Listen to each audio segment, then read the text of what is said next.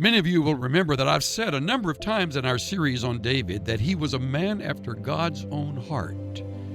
So often David would pray for God's guidance, as he did after Saul's death, requesting what specific steps he should take next. He remembered how Samuel had anointed him with oil when he was a much younger lad, and told him that he was God's chosen man to become the next king over Israel. David never forgot that. He always wanted to do it right.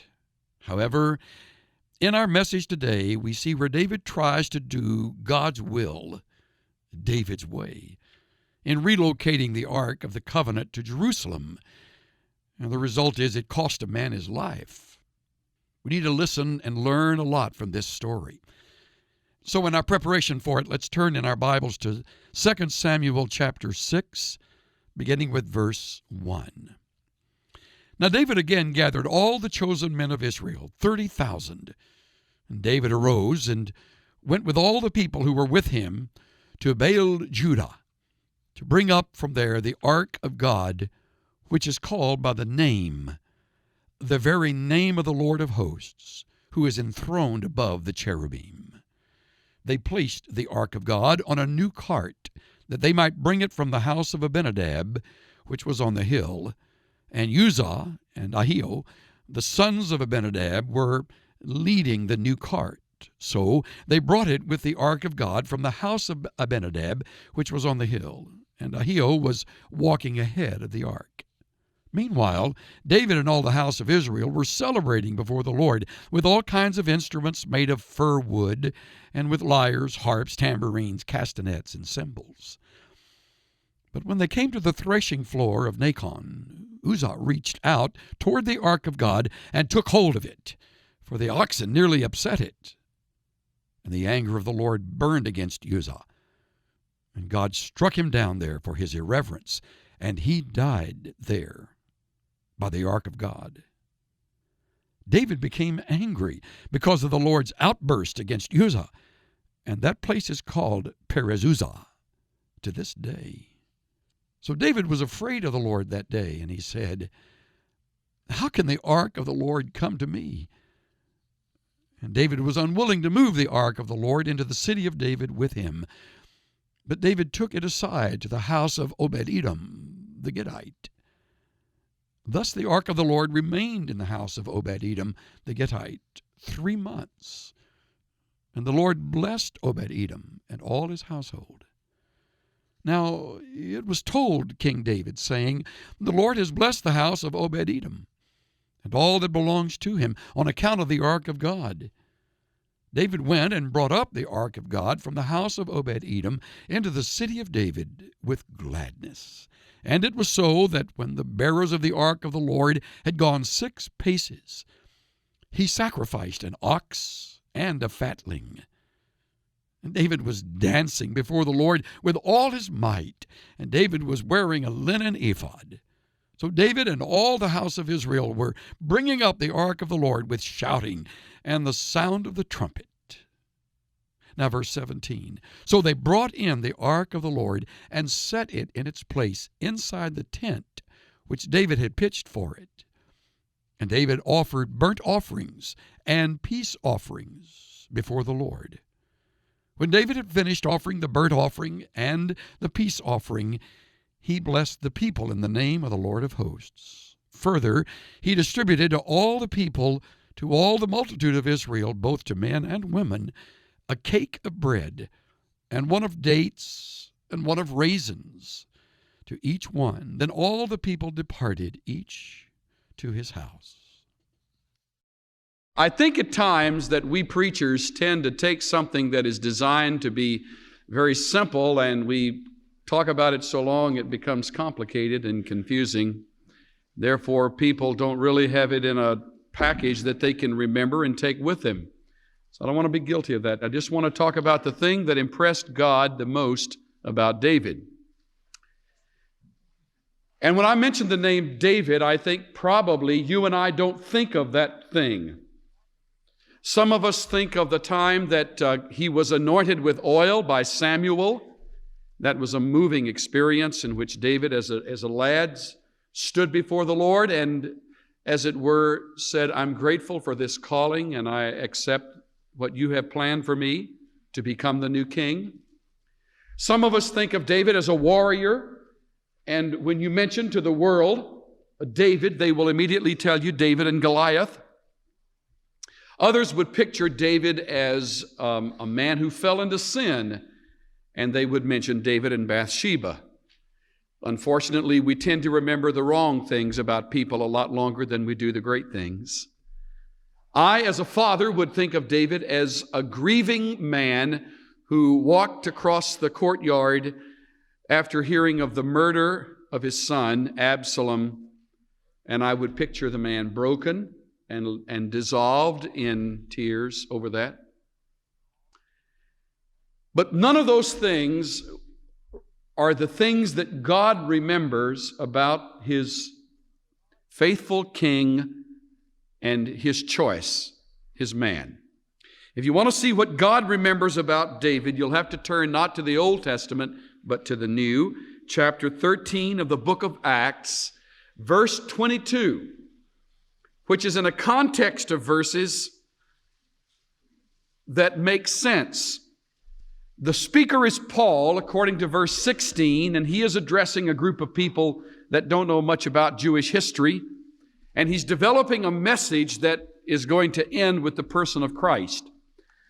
But in the process of developing the history of the Jews, Paul comes to Saul in verse 21, and he speaks of Saul as the one who ruled over Israel.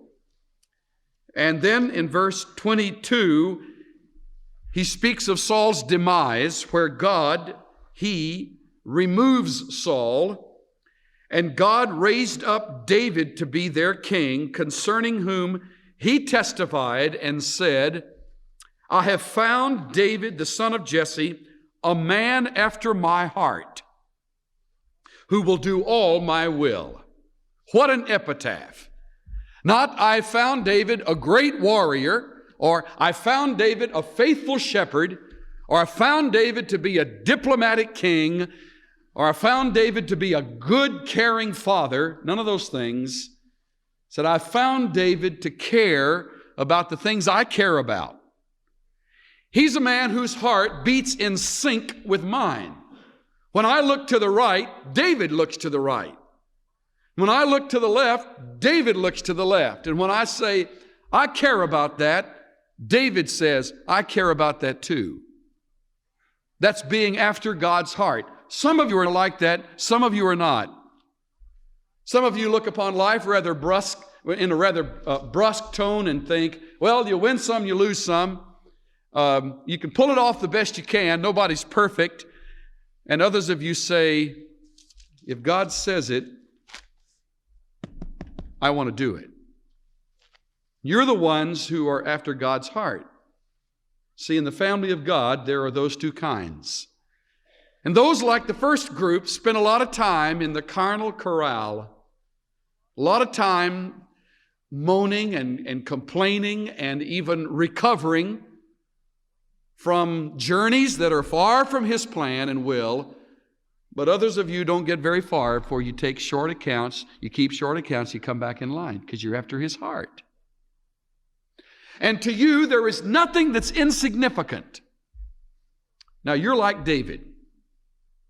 And I want to add, you are rare. There are not a great number of people whose heart is hot after God. David was like that, and he cared. Now let me lay this on you as an illustration so you remember what that means. When you drive down the road and you see the sign, speed limit 35 miles an hour, that's a precept. And it's 35 miles an hour, whether it's 3 o'clock in the morning or 3 o'clock in the afternoon, whether it's lunch break or 5 o'clock traffic. It's 35 miles an hour. That's a precept, and there's no give or take. If the sign reads, drive carefully, that's a principle. And it means one thing in heavy traffic on a freeway, and it means something entirely different on a deserted road out in the country. You drive carefully in a certain way in traffic you drive carefully in another way entirely on a deserted road. Because that's a principle that's to be applied with wisdom. If I could turn that to the spiritual life, a person who is after God in his heart cares as much about the principles as he does about the precepts. And when he comes across, or when she comes across a precept that is clearly delineated, he says, as I look at my life, it's not like that precept. I'm going to bring my life in line with the precept. That's what we find David doing in our study in 2 Samuel chapter 6. And I wish to raise up a band of Davids in this study. I wish to encourage those of you who have become rather concerned about the fine print of your life, because I want to commend you for that. You are the ones who make godly husbands and godly roommates and godly wives and godly workmen and godly pastors and godly musicians, godly professionals. You care enough about your life that regardless of your occupation, when you hear something declared from Scripture, you're thinking, how can I get that into my life? Because I want it there. There was a period in my life in which I took some and left some. I bit off the part that was tasty, but I left the part that was painful. Until a man cared enough to tell me the truth and to say to me, you are a classic illustration of a heady Christian. And I thought that was an insult, and I was so proud, I didn't want to listen to what he had to say. And then he said, before you walk away, I just want to tell you, you have the makings of putting it together, but you're a long ways from it. And he said, I want to stick around you for a number of months and help you in the process so that you can see how it can be done, so that whether in public or private, you're putting it together. And he cared enough to do that. Those were some tough years in my life. Now, I'm still in the process of putting it together, but thank God for a friend who was close enough to say, you need to put those precepts to work in your life. Quit excusing your disobedience. Now, David was like that. Look at chapter 6 of 2 Samuel, and I won't linger long and painfully over this needlessly. I just want to kind of set the stage and let you see it. I want you to understand several things to begin with in 2 Samuel 6. First of all, the place where we are is Jerusalem. Second, the king is David, and he's a new king. Saul is gone. He died a suicide, and in the latter part of his 40-year reign, he compromised and he fiddled around with all other things besides his job, and he neglected the things of God. He was a mediocre king, to put it best. Now understand, in the days of David, the central place of worship was not the believer, but the tabernacle. And under Saul's reign, the tabernacle sort of drifted. The enemy took the Ark of the Covenant. There was no worship of Jehovah in Jerusalem. Now, that doesn't mean anything to Gentile people today, but in those days, that meant there was not the presence of God. Because the Lord dwelt in His glory upon the Ark of the Covenant, a piece of furniture in the tabernacle. And it was so important to the Lord that He gave to Moses the specific details of building this thing and making it portable so they could move this house of God through the wilderness and on into the land of Canaan as the place of worship. And everywhere the Ark of the Covenant was placed, God's glory rested on it, meaning the light, the Shekinah glory of God rested on the covenant, on the Ark of the Covenant. It was a central piece of furniture. Now, when David took over the throne, he realized there's no central place of worship. The people of Israel are spread out. Their walk is mediocre. Their heart isn't hot after God. Now, in order for me to pull some of this together, I need the Ark of the Covenant back in its right place. In fact, I need to find out where it is and bring it into this particular spot and set it up as God designed it. His heart was after God's. Even to the point of getting little pieces of furniture and putting it in a certain place within the parameters of God's will and God's precepts. So chapter 6 is how he got the Ark of the Covenant back in Jerusalem. Let's read some of these things and see the tie-in. David gathered all the chosen men of Israel, 30,000. David arose and went with all the people who were with him to Baal Judah to bring up from there the Ark of God, which is called by the very name of the Lord of hosts, who is enthroned above the cherubim. I'll explain that in a few moments. They placed the Ark of God on a new cart that they might bring it from the house of Abinadab. Verse 4, so they brought it with the Ark of God from the house from the house of Abinadab, which was on the hill, and Ahio was walking ahead of the ark. Meanwhile, David and all the house of Israel were celebrating before the Lord. Now here's David over here rejoicing and celebrating and having the greatest delightful time, knowing that the Ark of the Covenant was coming back home where it belonged in Zion. It even tells us about his band. He had instruments made of wood with lyres and harps and tambourines and castanets and cymbals. As I heard the recorders play tonight, it occurred to me that maybe some of the sounds that came from those little pipes were something like the sounds that came from these little instruments mentioned in verse 5. There was a sound of music, and there was the delight of obedience beating in the heart of David. The ark is coming back. Now this is time to pause and explain the ark, because some people might think it's like Noah's ark. It's nothing like that at all. On the back of the sheet that you got this evening, you will see a little diagram of this Ark of the Covenant. I want to show it to you because most of us are pretty fuzzy when it comes to this Jewish ritual called the worship in the tabernacle. The name itself means box or chest. And the little description at the bottom, or the little diagram, will show it to you, even with the dimensions. The pattern of the ark was revealed to Moses, and it was to be comprised of a body made of wood, rectangular in shape, gold-plated inside and out. It was to have a gold border around it, forming a rim. You see letter A down here? That's the little golden decorative rim around the top of the chest.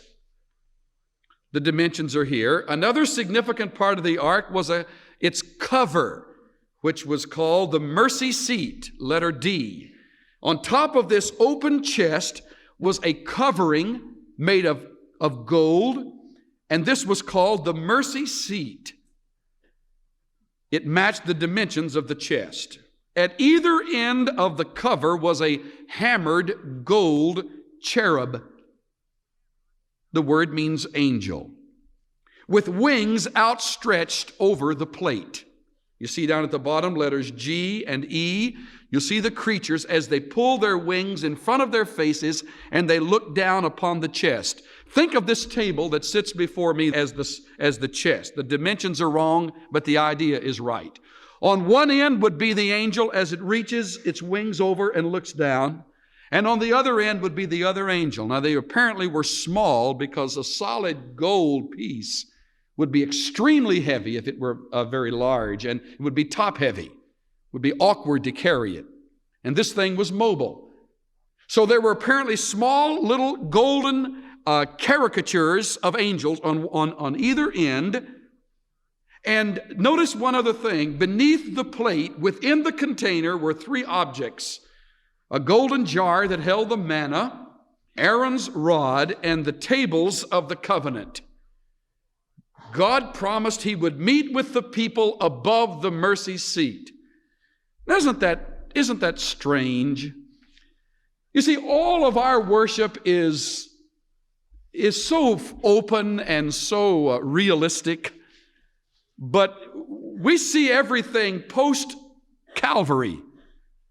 Prior to Calvary, so many things were in symbols and types and pictures, and sort of like looking at your face through a smoky mirror or a foggy mirror. You see the image, but you don't see the details, and that's the way they worshiped.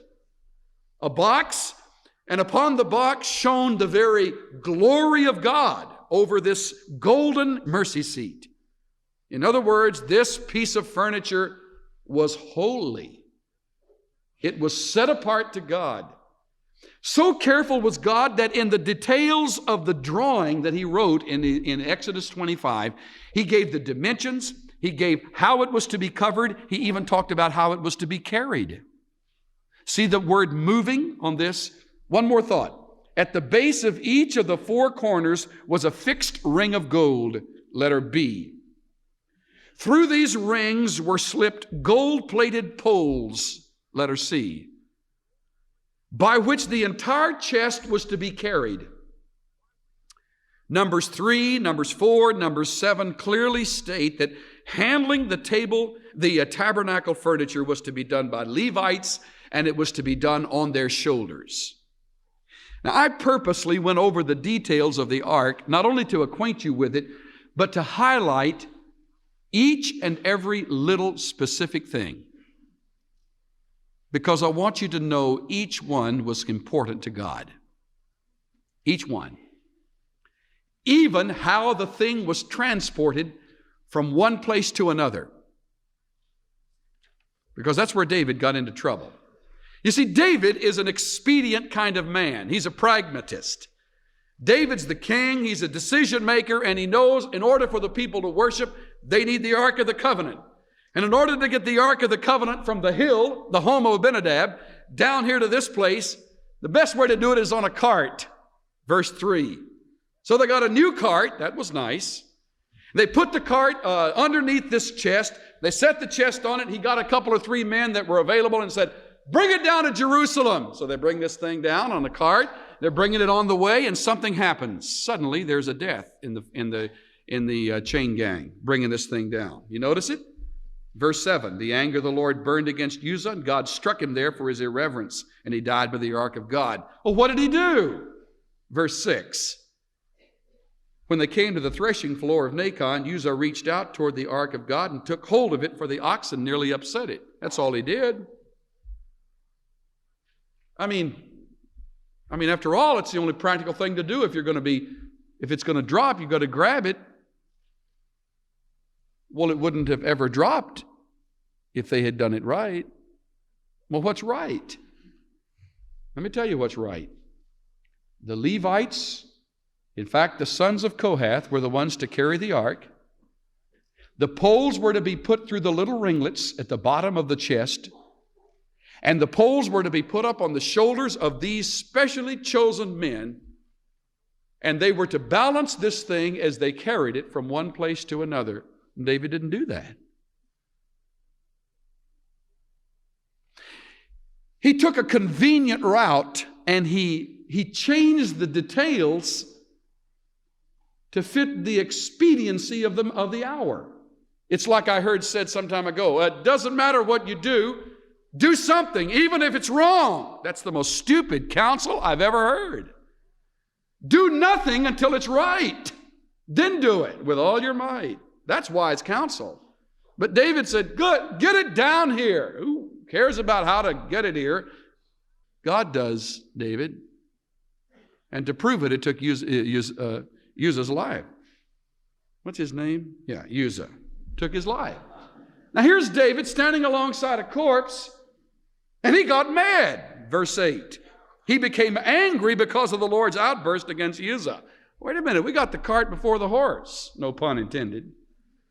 We've got David standing here mad at the Lord when in fact the Lord was angry at David. Well, I thought you said he was a man after God's heart. I did. Does that mean he's perfect? It does not. Having a heart for God doesn't mean you're perfect. It means you're sensitive. It means every detail is important, and when you see you're wrong, you face it. You own up. You come to terms with it. Verse 9, it says, David was afraid of the Lord that day and said, how can the ark of the Lord come to me? Now understand, David hasn't done his homework. We often get into trouble when we don't do our homework. When we seek the Lord's will and we reach out on a lark and we're going to do that, and so in expediency or in convenience or in a hurry, we make that decision. And the Lord says, look, I've written a lot of things in my book about that decision you just made, and I want you to take counsel from me. That's why it's not working. And if you want to have a heart for me, then you check my word and you find either precept or principle and you go according to that, and I'll make you happy like you can't believe. If you don't, I will make you miserable. In fact, in David's case, the Lord said, I'll even take some lives. Isn't it interesting how morning and evening messages tie in together? We saw Ananias and Sapphira taken in judgment because they presumed on the Lord and didn't take him seriously. We see Uzzah the same way, taken because he touched an article of furniture that was not to be touched, especially by a non-Levite. Who cares about Levites? God does. Who cares about little ringlets and little golden poles that go through ringlets and shoulders rather than waist? God does. If he didn't care, he wouldn't have said it. Hey, that's the point of the whole message. When we begin to care about the things God cares about, we're on our way to real freedom and real happiness. Well, David was afraid. He said, how can the ark of the Lord come to me? David was unwilling to move the ark of the Lord into the city of David with him. You better believe it. The last time he tried, it cost the life of a man. So David said, leave it. And they put it in the home of the man named Obed-Edom. 3 months pass. No ark in Jerusalem. Obed-Edom is having the time of his life. He's getting all the blessing, and David is wondering what in the world is happening as his stomach is churning. I want the ark of the Lord here, and Obed-Edom has it there. What's wrong? Well, I want you to see a change. Verse 12, David said, or it was told David, the Lord has blessed the house of Obed-Edom and all that belongs to him on account of the ark of God. And David went and brought up the ark of God from the house of Obed-Edom into the city of David with gladness. Well, wait a minute. I thought it said that he didn't touch it. But it says here that he brought it up. Why is it that he, a few verses earlier, wouldn't touch it, and a few verses later, he's saying, bring it in, and they brought it in. It was great. I'll show you. 1 Chronicles chapter 15 tells us in a parallel passage what happened behind the scenes.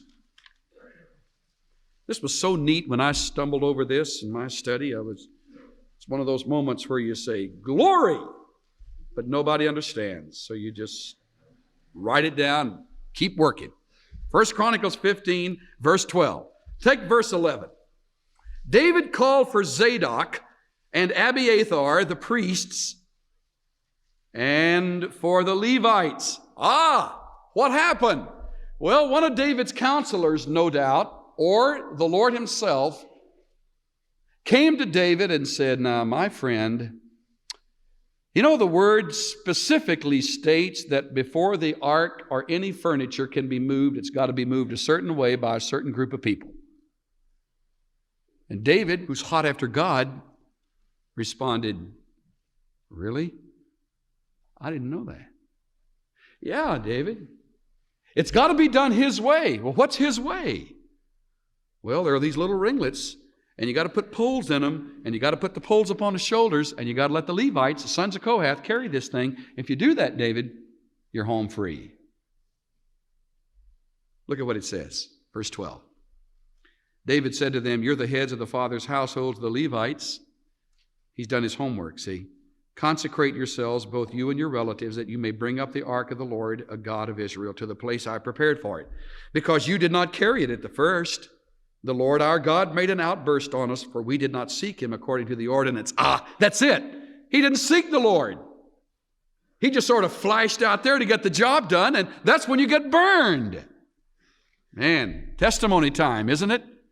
How many of us could come to the front and admit, with a great deal of embarrassment, let me tell you about the time I did that. Like how many could say, I remember back when I made that decision about marriage and I thought, well, if I just marry him, I'll lead him to Christ. Didn't work, did it? Or the Lord will understand because he's a God of grace and he doesn't really mean those things specifically, and I can go ahead and develop this business because he's got the brains, even though he doesn't know the Lord. And I've got the walk with the Lord, and I'll lead him to Christ. So we go into partnership. But the Lord said, don't go into partnership, Christian with a non-Christian. One of the men in our church recently broke a partnership, and he's never been freer in all his life. Even though he got it in the neck financially, he broke with an unbeliever with whom he had taken up a partnership, and he said to me, I've never felt so free as the day I severed that relationship. I should have never done it years ago. Never should have cultivated it in a business.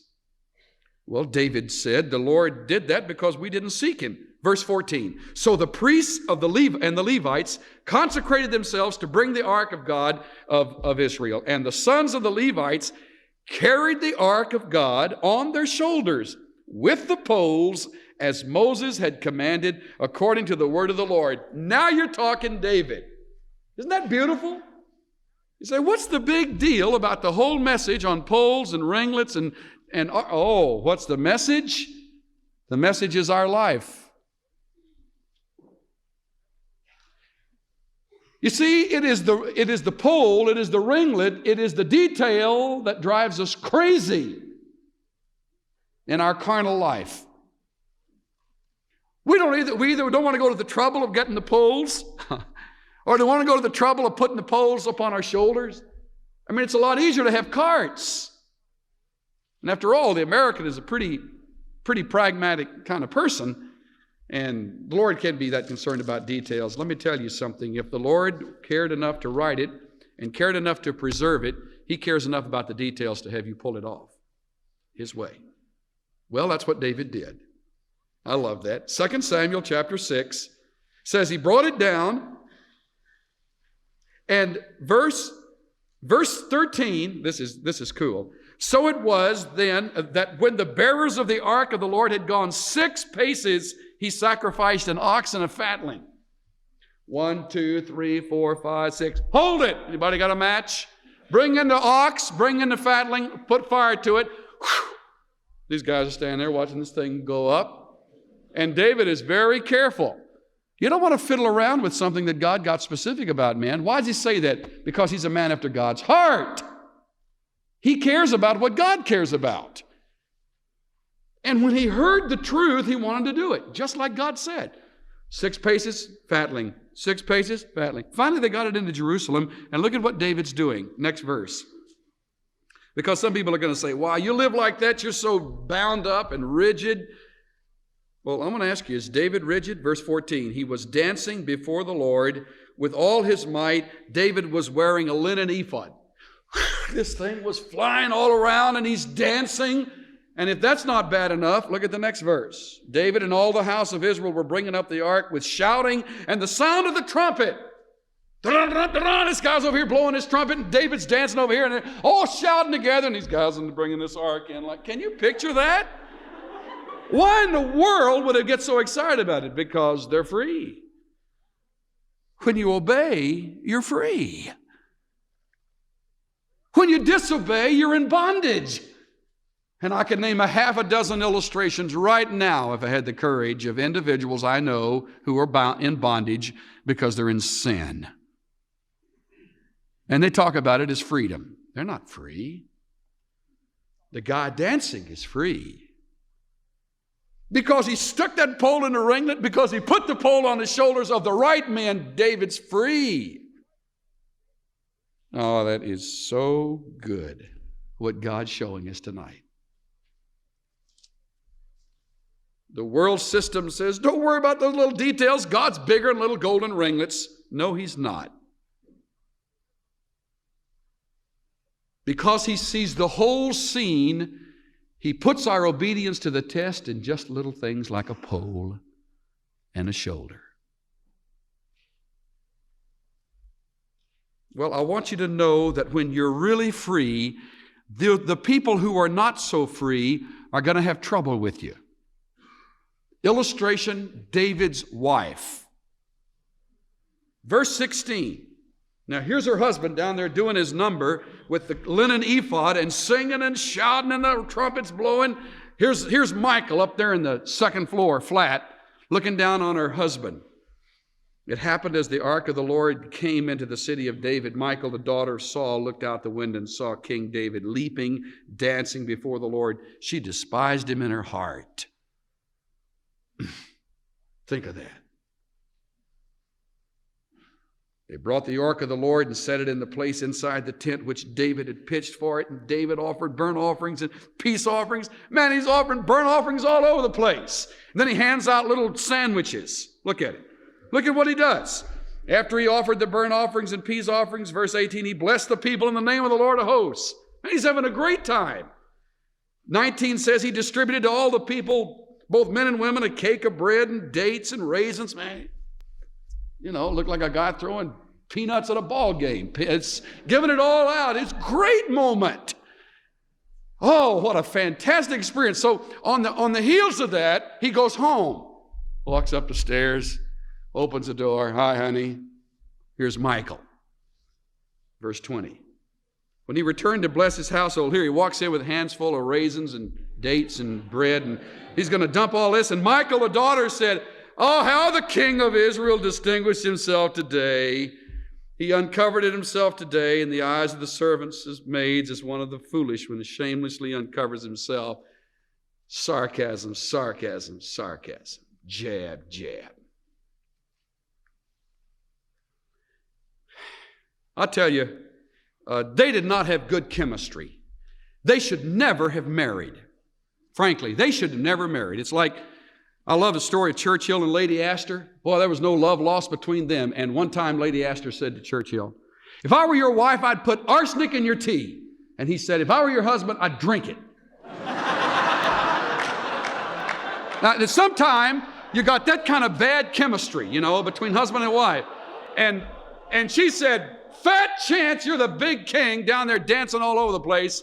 And I want you to notice how he took the bull by the horns. Or the cow by the horns right here. Notice this. Verse 21, David said to Michal, boy, talk about having confidence. It was before the Lord who chose me above your daddy. Jab, jab, twist, twist. And above all his house to appoint me ruler over the people of the Lord, over Israel. I will celebrate before the Lord. I will be more lightly esteemed than this. You think this is tough? Wait till tomorrow. I will be humble in my own eyes, but with the maids of whom you have spoken, I will still be distinguished. And Michal, the daughter of Saul, had no child to the day of her death. I don't know exactly why. Perhaps he was never again intimate with her. Whatever was the reason, she was barren till the day of her death. The day of her death. That was the greatest stigma a Jewish woman could bear, is to be barren. Two things I learned from this, along with a whole host of other things. And this whole matter of focus, notice one was horizontal, one was vertical. David's eyes on the Lord, her eyes on the maids. Here are the lessons. Number one, the better you know where you stand with the Lord, the freer you can be. When I do the homework and I find out where I stand with my Lord, I am free. And I might add, there will be many that won't understand. You will be seen in the eyes of some as detestable. You'll be misunderstood, like David with his own wife. You won't care about public opinion either. You'll care very much about the Lord's opinion. The better you know where you stand, the freer you can be. Second, the freer you are before the Lord, the more confident you will become. You know where you stand. That is real security. Now, I never know exactly why God puts together a series of thoughts on a particular evening. I've said that many times. Tonight's talk has said one thing to one person and something altogether different to someone else. Some of you might be bound up in the whole world of a carnal walk, and you're thinking, hey, this is really free. That's not free. That's the worst kind of bondage. And others of you might be thinking, wow, if I've gotten so specific about this business of the Christian life, I must be majoring in the minors. Now, wait a minute. It's possible, but if it's important to God, it ought to be important to you. If God took the time to put it down, it's a precept, you better believe 35 miles an hour means 35 miles an hour. It never means 38, never means 45, it means 35. And He never changes. He means what He says, and He says it. Some of you might be like Michael. So occupied with what everybody else is saying, all you can do is view a few people that are genuinely free with jaundiced eyes and say they get all the breaks. Now wait. God sets His heart of favor on those whose hearts are following Him. He honors those that honor His word. He makes them exceedingly happy. I would like to ask all of us to bow together for just a few moments, please. We've learned a little bit about David's life today that we didn't know before. That when God gives specific instructions for doing His will, He wants it done exactly that way, doesn't He? And we also learned that God really meant business when He had instructed only the Levites were to move the Ark of the Covenant with the poles through those rings on the sides of the Ark, carried on their shoulders. That was how God wanted it done, and there was no other way. And God explained it exactly as He meant it to be handled exactly that way. It was only when David finally obeyed, remember, that it was done with great joy. Let me say something to all of you who are hearing this message today who have no relationship with the living God through Jesus Christ. Christ alone is the way to freedom. Christ alone is the way to joy. Through Christ alone, you will know forgiveness and purpose and definition for the future. He is the only way of redemption. And that is made possible for us when we accept what Jesus Christ did on the cross on our behalf. Though 2,000 years ago all of that occurred, that penalty paid for your sins was paid in full and is still effective. What a wonderful gift God offers, the gift of His grace. By your receiving Jesus Christ, you can know eternal life, and He can turn your life around in a remarkable way and give you the freedom and joy, the kind of freedom and joy you just heard that occurred in the life of David when he did God's will. So as I lead in prayer, this would be a great moment for you to pray, inviting Christ to come to live in your life. Lord God, today we thank You for Your word, for the truth that lives and abides forever. The heaven and earth will pass away, but Your words will never pass away. And even though a story comes to us from ancient days, it has a relevant ring to it, and how it fills the void of our empty world, of our broken hearts. Today I pray for those whose lives are marked by emptiness, sadness, and all the things that go with the consequences of sin. I pray that You will lead them to a knowledge of Your Son, Jesus Christ, and give them no peace until Christ has invaded their lives. For those who live their lives still bound up, though in Christ, may they come to know a grace and freedom that accompanies obedience. And may that grace and freedom mark our lives as Your followers, as we, in a winsome manner, make known Your Son to a world that's lost its way as well as its joy. In the name of Christ, I pray this. Amen. The preceding message, David and the Ark, was copyrighted in 1978, 1988, 1997, 2009, and 2022, and the sound recording was copyrighted in 2022 by Charles R. Swindoll, Inc. All rights are reserved worldwide. Duplication of copyrighted material for commercial use is strictly prohibited.